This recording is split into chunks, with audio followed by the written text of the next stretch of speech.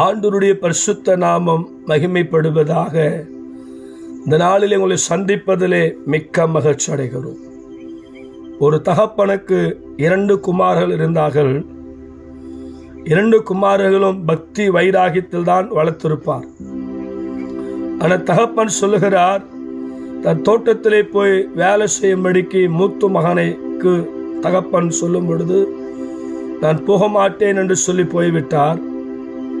இளைய மகனை பார்த்து, மகனே நீ போய் ஒரு வேலை செய்ய சொன்ன பொழுது நான் போகிறேன் என்று சொன்னார். போகிறேன் என்று சொன்ன மனுஷன் போகவில்லை, போக மாட்டேன் என்று சொன்ன மனுஷன் தான் போய் வேலை செய்தார் என்று நான் பார்க்கிறோம். இங்கு தேவன் நமக்கு அநேகருக்கு அநேக விதமான ஊழியத்தை கத்த தந்திருக்கிறார். இந்த ஊழியத்தை வேற யாராகிலும் செய்யட்டு நினைக்கிறோம். சுவிசேஷம் நம்மேல் விழுந்த கடமை.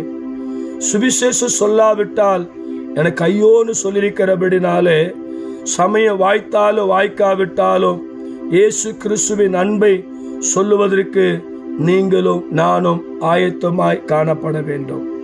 என நாட்கள் பொல்லாதவைகளானபடினாலே காலத்தை புரோஜனப்படுத்திக் கொள்ளுங்கள் என்று வேத சொல்லுகிறபடினாலே, இந்த சத்தத்தை கேட்கிற எனக்கு அருமையான நண்பா, அருமையான தகப்பனே, தாயே, சகோதரா, சகோதரியே, இயேசு கிறிஸ்துவுக்காய் உன் வாழ்க்கை அர்ப்பணித்து எலும்பு எலும்பு சியோனே, உன் வல்லமையை தரித்துக்கொள். கர்த்தர் உங்களை ஆசீர்வதிப்பாராக.